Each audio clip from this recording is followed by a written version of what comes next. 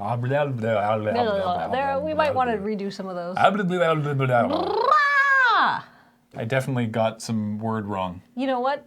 There was not in any of there. No swears, no swears, no swears. Suck a chat, still PG-13. It's not even a requirement. We swear all the time. Yeah, but I said it would be, and I'm a woman of her word. You can start swearing now if you want. Really?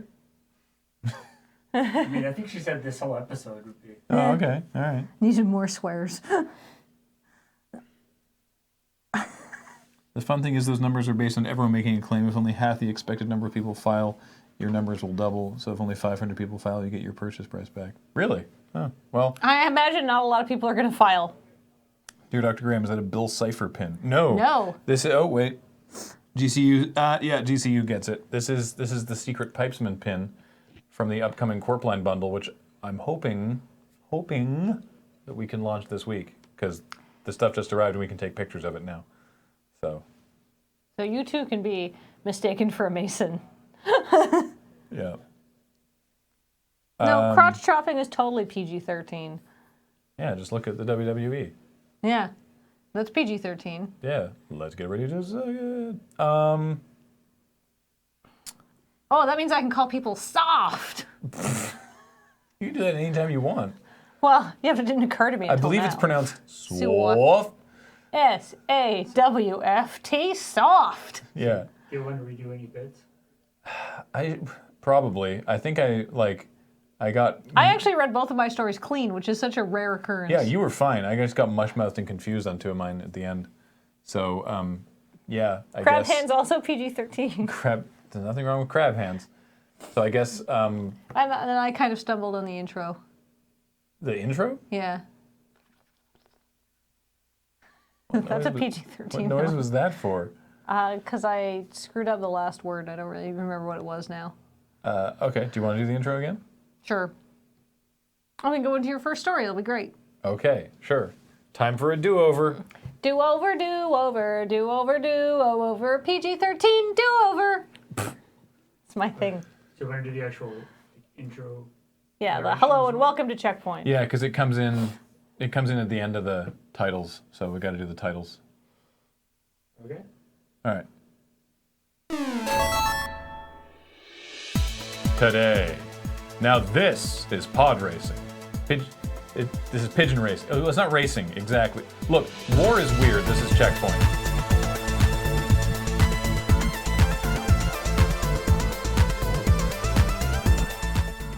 Hello and welcome to Checkpoint. This week with two visible hosts. Yeah, we tried it the other way, but I think we can now safely say that fully opaque corporeal hosts are the way to go. The color red. Whoops. Oops, whoops. That's okay. You can... I have to reset this. Yeah, that's fine. You don't need to start the... you don't need to do the whole thing again. You can just go from here. Ready? Mm-hmm. The color red. In the real world, it's a de facto... I mean, if we're going to redo it, I may as well. The real world, it is a dir. All right. The color red. In the real world, it's a de facto trademark of Coca-Cola, but in our strange corner of reality, it means one thing. Or at least when combined with a Rockstar Games logo, it means one thing. We think? This past weekend, Rockstar Games tweeted this image and nothing else, which we hope did its job, because suddenly everyone is abuzz about the possibility of a new game in the Red Dead series. A follow-up tweet this morning that features a silhouette of a group of cowboys, or maybe hipsters, is pretty clear confirmation at this point of a Red Dead game. But can you imagine if it was just a fancy rebrand? Or like, oh, we meant it to be orange because Halloween, but messed up the saturation. Oops, whoops. Worst possible scenario? A new GTA 5 DLC where they wear cowboy outfits for some stupid reason. Yay!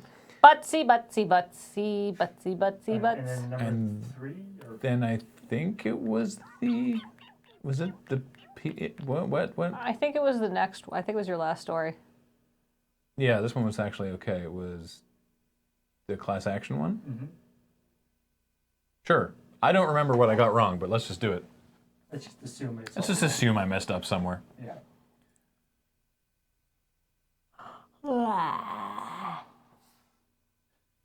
I don't need to do this one again. I'm perfect. What seems like forever ago, a time when I believe this was a different show, we reported on a class action lawsuit being brought against Sony for removal of the Other OS feature of the PlayStation 3. Briefly, when the PS3 launched, the advertised Other OS feature let you install other operating systems, which was always Linux, on the console, and when Sony removed that feature, a bunch of people, Linux users mostly, were understandably upset. Well, the case is finally closed and you may have some money coming to you. If you live in the US and have proof of purchase of a PS3 between November 2006 and April 2010, and can prove that you used or intended to use the Other OS feature, you can get $55. Even if you can't prove that you ever cared about the Other OS feature, if you can just prove that you bought an early PS3, you can still get $9. I'm sure you've got all those receipts kicking around, and that the toner hasn't faded it into a small strip of white paper sometime in the intervening 10 years. You know, now that I think about it, might have been your second story with the rhombus. So I was like, this seems awfully familiar, and it's perfection. Well, we'll just go to number 3 then. Here we go. Whoa, Noble Vegas actually still has their receipt. I'm doing the thing. Oh, sorry. I'm not perfect. Okay. Yeah. If you have a PSVR headset but don't feel like going full virtual reality every night, or even using a PlayStation, you're in luck. Apparently, the PSVR accepts any HDMI input and displays the source in cinematic mode, where it appears as if on a giant movie theater screen. No longer will you have to mount a television to your bedroom ceiling to enjoy Netflix while fully reclined. If the TV is being used by someone else, you can just plug into whatever you want, and then both parties can enjoy their own media as you sit in stony silence. And all you see is whatever you're watching. They're the ones that have to look at the weirdo in the headset sitting on the couch beside them. The most amazing part of this is that Sony is using an industry standard port instead of some stupid HDMI variant that's shaped like a rhombus or something. I think I said instead of stum. But that's okay. Stum's not a swear, so it's fine. Oh, good. Good. All right. And then the ending was weird, but it was fine. So, all right. We good? Yes. Okay. Let's turn this around. Transform. Whoop. All right. Chet does bring up a good point, Graham. You don't have the I'm going to be playing Garrick excuse for why the beard is. Oh, why my beard's out of control? Yeah. Oh, I just stopped shaving it. All right. It's a solid reason. I should really take It's for care of PAX Australia. That's how they all wear it in Australia. Yeah, I'll show up and be like, this is what a Canadian looks like. I am a Canadian mountain man from the mountains of British Columbia. Yes. Yo ho, long driver's waltz for me. That's exactly what all Canadians sound like. Well, they won't know. They're Australians. Perfect. And no drawbacks. How goes ski barn building? It's a very big beard right now, I admit. I don't care about your beard. I think it looks fine. Thank you. Because... Like, it's the thing because it grows slowly, right? So I don't really notice. Yeah, Only it's upon not a trimming it am I fast- like, wow, that was a lot more beard than I thought it was. It's not a fast-growing beard. Like, when I you can had a definitely- huge Garrick beard, everybody was like, Graham's beard is out of control. I'm like, I mean, like, it's kind of big, but it doesn't really seem that bad. And then, of course, looking back after you trimmed it, I was like, Like, it used to be like- it It used to be like this. Like a lot more like... You could take it down to that level. I could. So what you're saying is your beard used to be shorter, and now it's longer. Well, I mean, I kept it like that. Like, I kept it at that length consistently. I see. And The problem is, it's not that thick. So when I trim it short, it just looks shitty. Like, I can't be like the sort of person that has like the very thin beard because it doesn't have the density. Paul, on the other hand, We can't all be Chris Straub. that's true. or you. Well, I don't think I've got my beard is too light to have it like super tight. I think. Otherwise, it'll just if I think if I have it too short, it'll just kind of look like my chin is blurry. Blurry chin. So, boom. All right, the stories we touched on in the thing.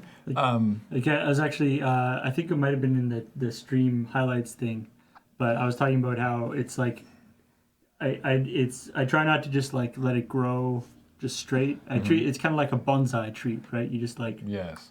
just little, keeping it kind of under control. Just delicate trimmings, yes. Also, it's like I mean, you could let me trim your beard. I have a keen artistic eye. I don't know if artisticness Yeah. is really what you're looking for Yeah. in beard. I'm not. Halloween is coming up. That's true. Like Do they do Halloween in Australia? could be a I bat. think so. I saw Neil tweeting pictures of his kids in costumes. Okay. Australians, do you guys do Halloween down there? But what? It's mid-month. Why are they? I guess to try them on. Yeah. Fair enough. Artisanal beards. Anyway. Butt-shaped beard, yes. Okay. So first story. Yes. Red Dead something. I hope Yeah. it's not like Red Dead Redux or Red Dead I totally didn't unmute myself. Red Dead Rollin' Deep, Red Dead Rhino Party of America. Like, there's a lot of bad things they could call it. So. Polygon and Kotaku both have articles Yeah, they're just making fun of with exhaustive lists of joke what names. not to name the next Red Dead game. Yeah. Apparently Halloween The is... third Red Dead game. Yeah. Nobody remembers Red Dead Revolver Graham- because it came out 12 years ago and was not well received. Red Dead Rectum was one that was Yeah, What's that? Halloween is present in Australia. We imported Halloween wholesale about a decade ago in Scandinavia.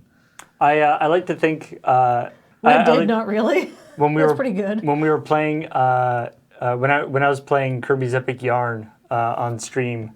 There are some great chat ideas for other games becoming thread or knitted or whatever.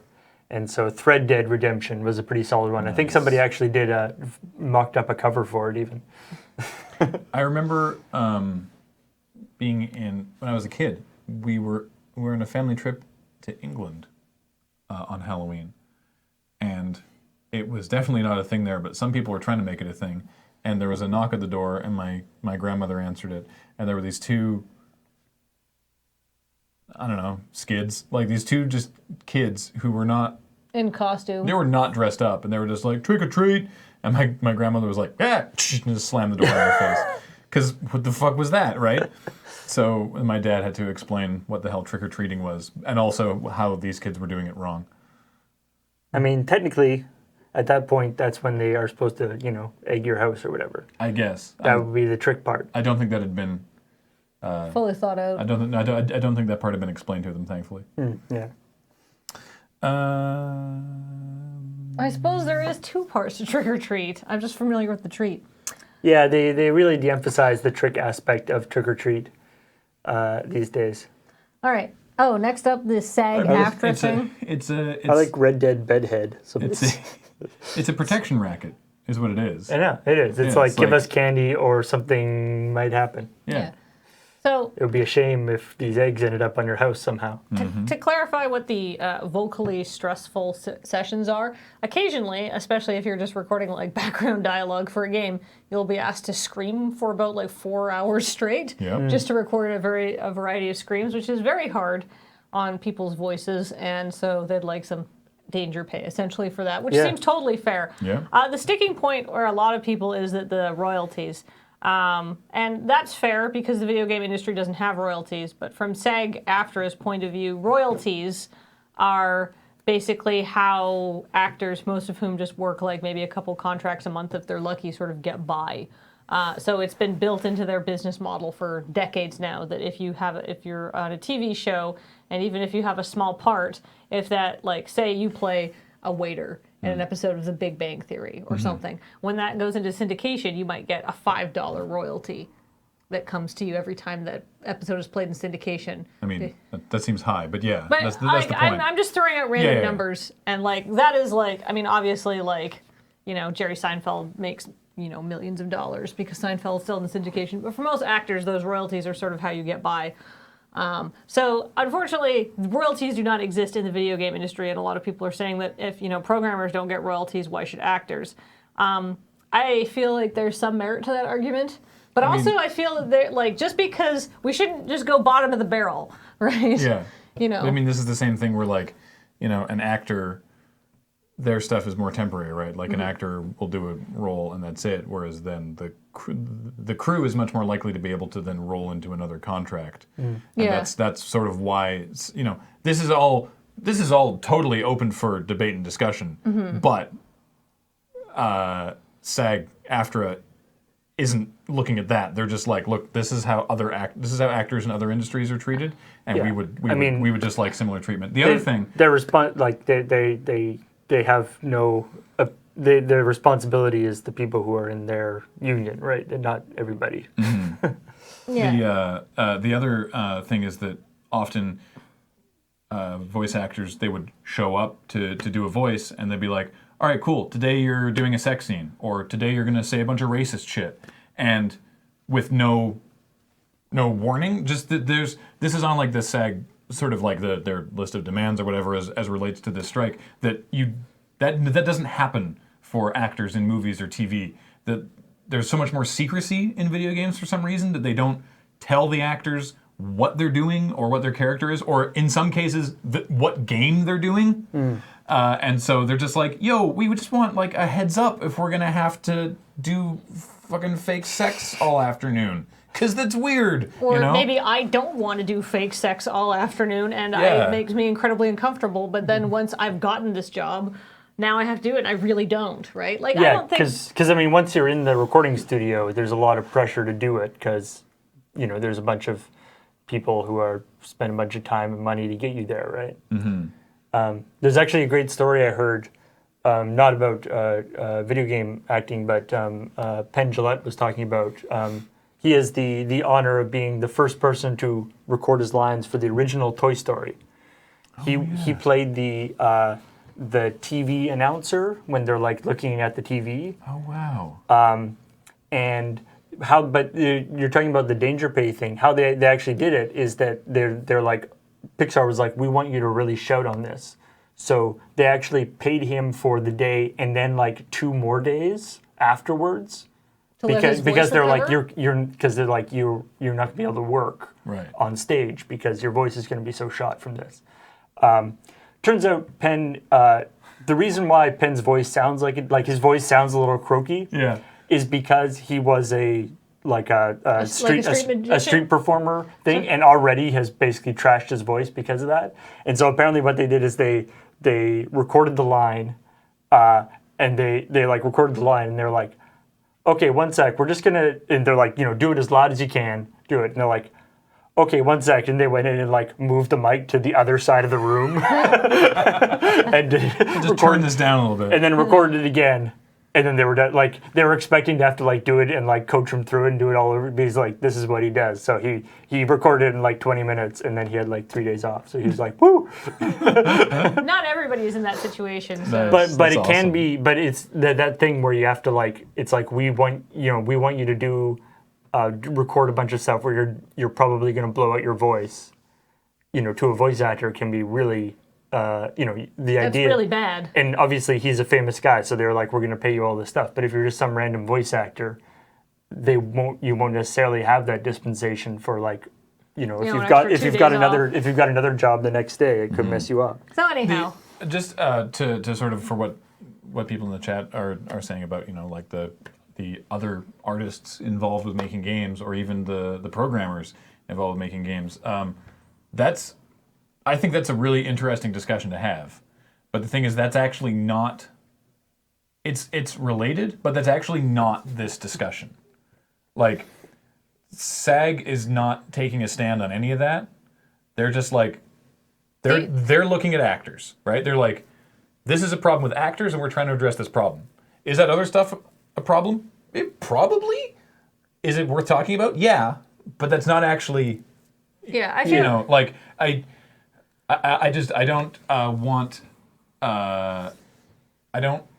I don't think it helps anyone to be like, well, programmers should get royalties too, so fuck these voice actors. Right? That doesn't help anybody. I think overall, there's a real problem with the video game labor market. Oh, it's yeah. incredibly exploitative. Oh, yeah. Yeah, And, I mean, SEG is not, like, obviously, I think that there needs to be, like, I'm just putting it out there, I think people who are forced into overtime should be paid for it, right? And I realize, like, Whoa. I know. Slow down there, commie. I know, but like, there's a huge problem in the whole video game industry. That doesn't make SAG bad guys for saying this is the standards that we have negotiated with literally every other industry where our members work. Why does the video game industry get special treatment, especially when the video game industry now makes as much as movies and television, right? Mm-hmm. And yeah, I mean, it's certainly. I think part of it is something that is not something. It's something that will have to be addressed, but it's something that is that like currently the business model for video games doesn't really take those kind of royalties into account. no. Yeah. But maybe it should. But it should, clearly. Yeah, I think maybe the business model for video games is kind of broken if it gets by on slave labor a lot of the time. Yeah, and I mean part of the whole thing is that programmers and and artists and stuff often there isn't really a guild in the same way there is, or a union. I mean, I guess a guild is a little different, but there isn't really the same thing there as there is with voice actors. Yeah. And so it means that the actors do have some additional sort of leverage, but it's a tricky thing. It's definitely something where there needs to be some changes being made, and it's just where's the money going, right? Next was the PSVR headset, which is, by all accounts, pretty cool. Like, it's been getting very good reviews. Mm-hmm. And, yeah, you can just plug, apparently, any HDMI into it. Yeah. Like your Wii U. A Wii U or your Xbox or presumably... Graham, we can buy PlayStation VR, and then I can play, virtual reality play Tokyo Mirage Sessions. Oh, yeah.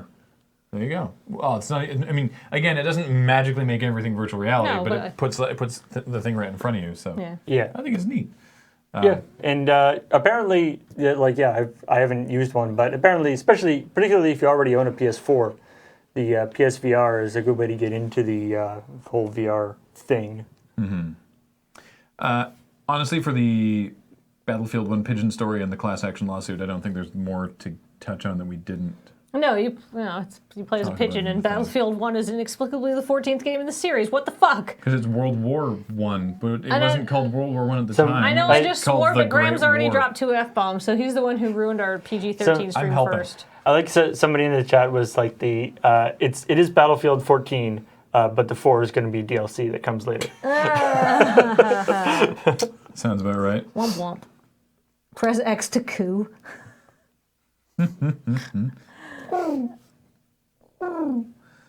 Pretty good pigeon. Thank you. What's the... Niantic has no plans to fix their tracker yet. So, well, the thing No is... set date for it. They're working on it. Well, no, because the thing is... What are they even working on? They fixed it Yeah. in San Francisco. Yeah. Well, So- no, they're running an experimental version in San Francisco that points you to the nearest Pokestop. Yeah. But that version isn't going to work if, say, you don't live surrounded by a million Pokestops like there are in San Francisco. Right. So they have a fixed thing in San Francisco. They've said that they are not going to expand that version farther. But it's basically... The problem is Niantic is at the point now where doesn't matter what they do, what they release, every single statement the company makes is the only response anybody ever does to it is where's tracking? Yeah. Where's tracking? Where's tracking? And I mean, and people are like, look, it's going to be winter. There's going to be snow outside. Yeah. Please fix tracker. Please fix tracker. Just so I know I'm going in the right direction. Yeah. Like, I was out on a poke walk with my friends Adam and Lily yesterday, sort of. We were just sort of wandering around and doing some errands. And we found the Pokemon we were looking for because I know where all the spawn points are in Victoria.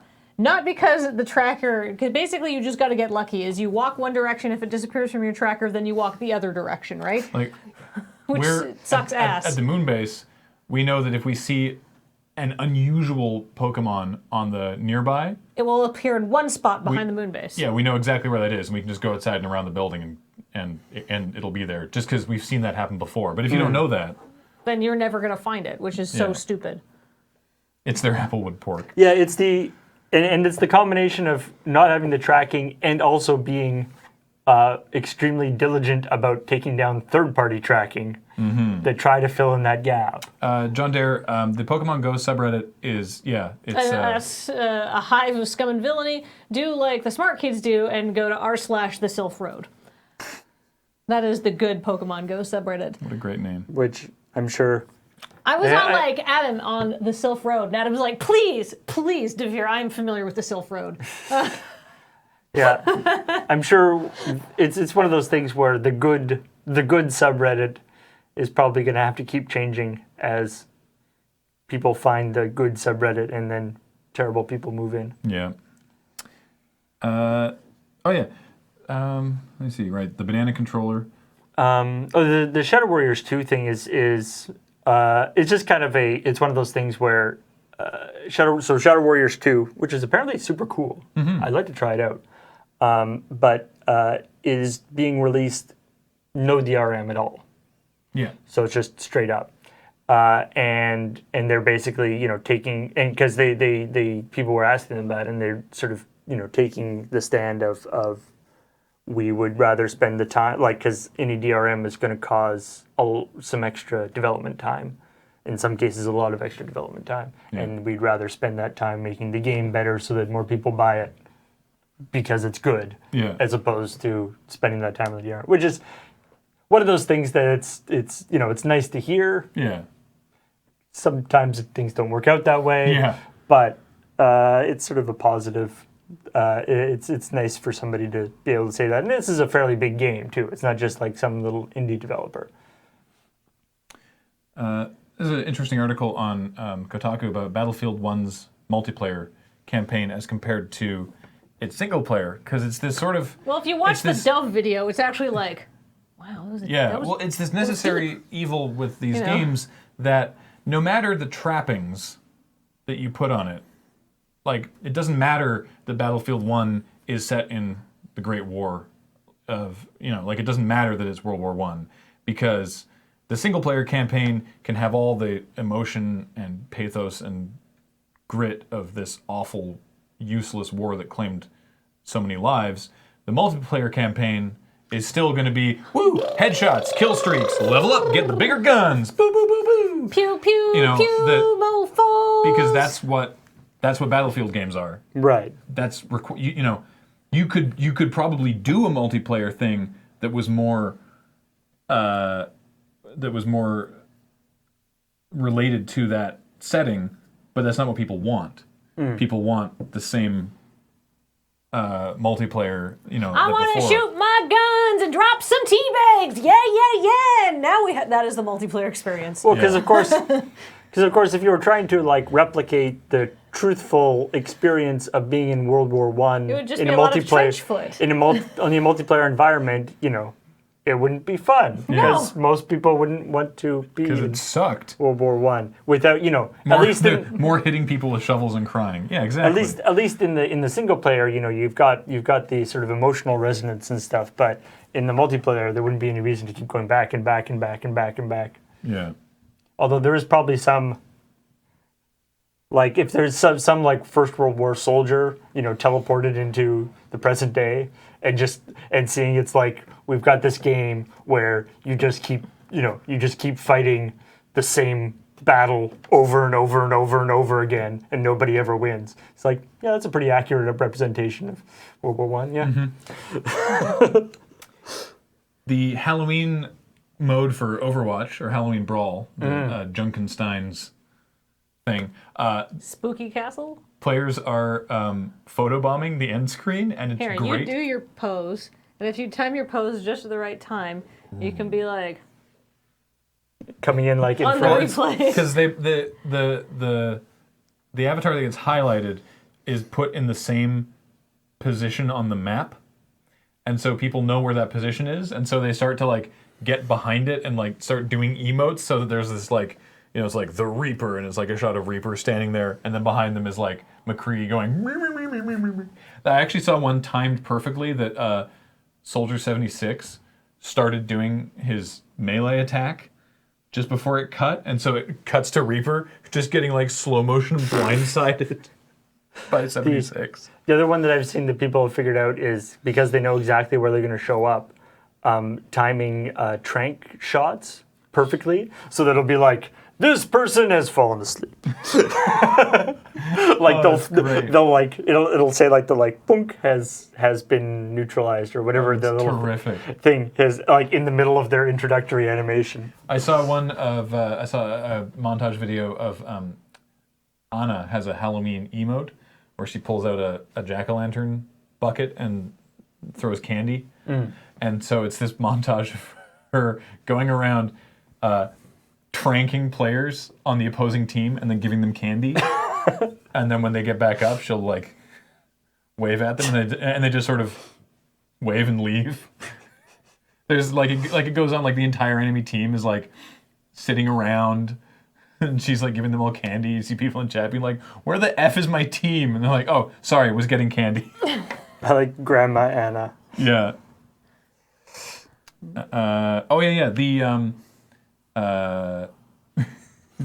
The Nuisance Committee, which is the Cards Against Humanity super PAC, with their stated goal being to pester Donald Trump, put up a billboard with a picture of Trump yelling at a computer with the caption, "Donald Trump mains Hanzo and then complains about team comp in chat."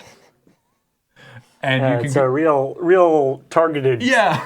targeted advertisement there. You can go to the website, trumpisnotateamplayer.com, and it has a bunch of amazing art of Donald Trump basically cosplaying as different Overwatch characters, and then like my controller isn't working, and then examples of times that he's like blamed technology failures for things, or like my team isn't backing me up, and then examples of when he's like fired members of his campaign or something. So it's like it's like you said, laser focused on who they're trying to hit with this, but it's pretty funny. I like it reminds me of or was it Kevin Spacey's show? Oh, a PAC, not a super PAC. Sorry, yes, a PAC. Yeah. I forgot those are different things. Political Action Group. Yeah, or committee. Committee. Yeah. Anyway, but Kevin Spacey's show on Netflix. Mm-hmm. House of Cards. House of Cards. Yeah. That's a recurring thing that he plays Call of Duty on his downtime. Right. To like relax. I forgot about that. Yeah.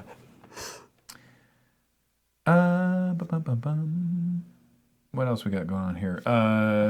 What? Which one?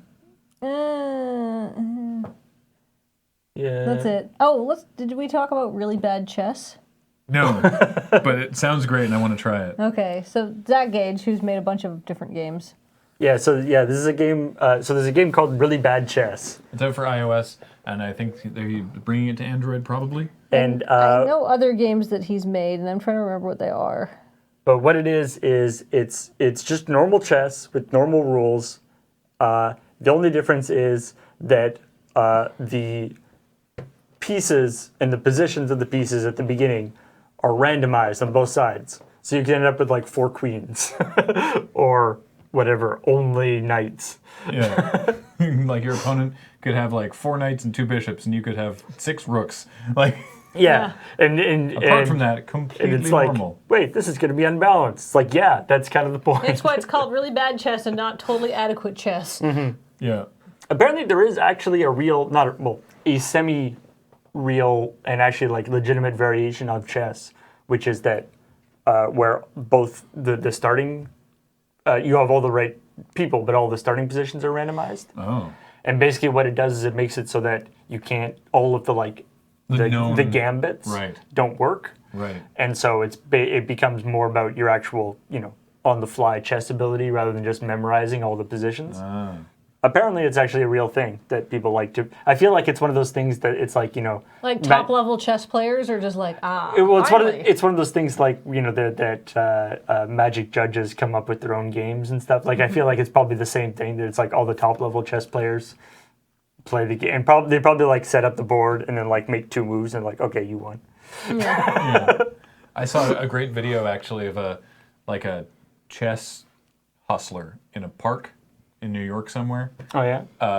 And it was like they had like cameras, but it wasn't clear he knew he was being filmed or whatever, and then a guy who's like a master level chess player just show up and be like, "Hey, I'll play chess against you," and then watching this like sketchy chess shark sort of, doing whatever, just sort of going through the motions to like clean this guy out of $20 or whatever, and then getting totally rolled. realizing as the game's going on that he is like getting ruined, and the pro chess player is like, hold on, what's that?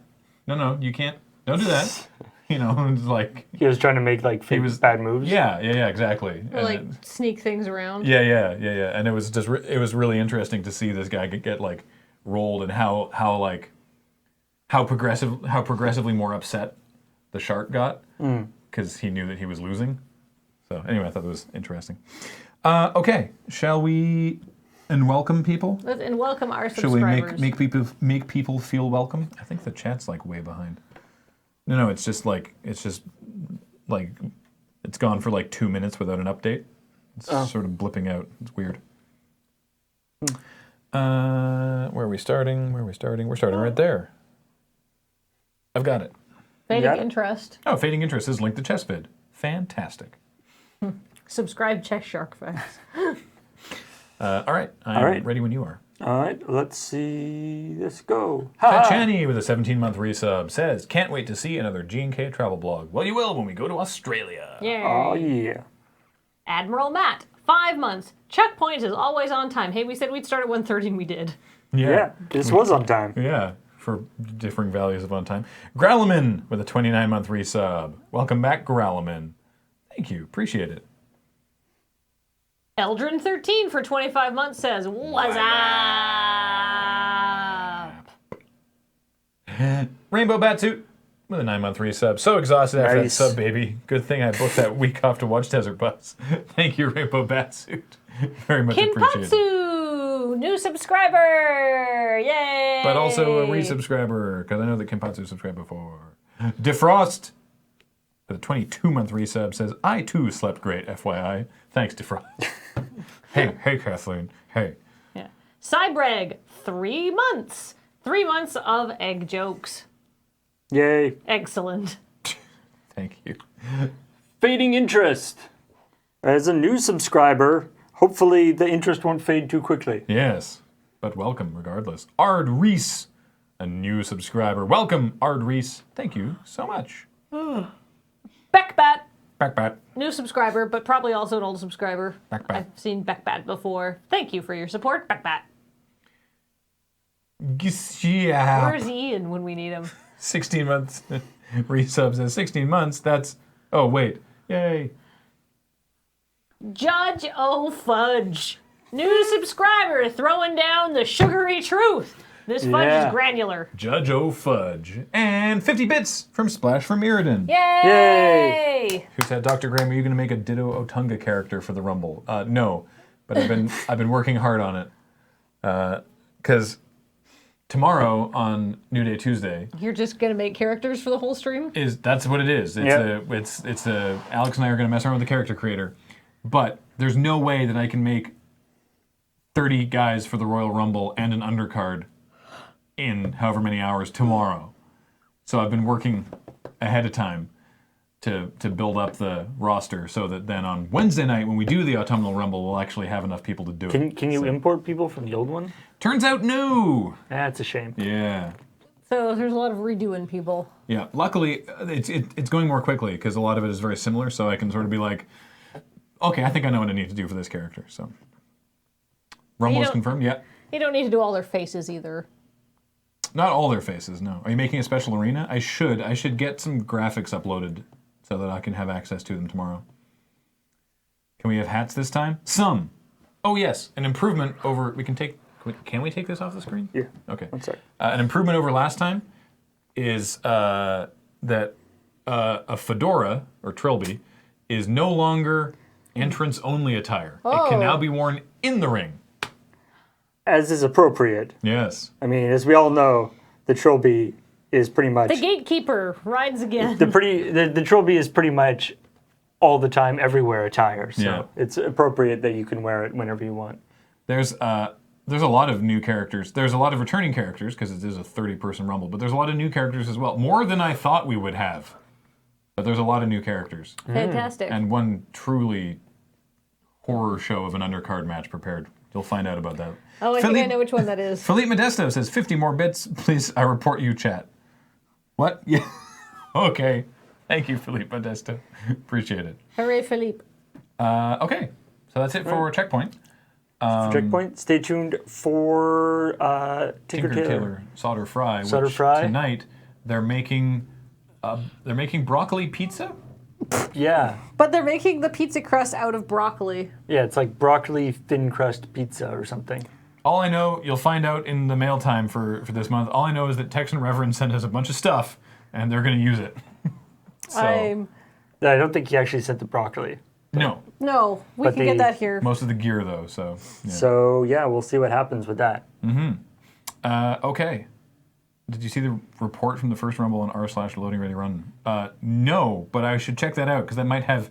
Because I've been doing the entrances and being like, whose music did I use for this character last time? And I don't want to rewatch the whole hour and a half thing, so maybe I'll figure it out. Anyway, Some people were asking, do you know if Adam's going to be able to go to, for the actual Rumble that's the itself? plan currently. Okay. Yeah, I think it's going to be, I mean, yeah, I think myself, Alex, Beej, and Adam are confirmed to be in-house for it. So, Excellent. yeah.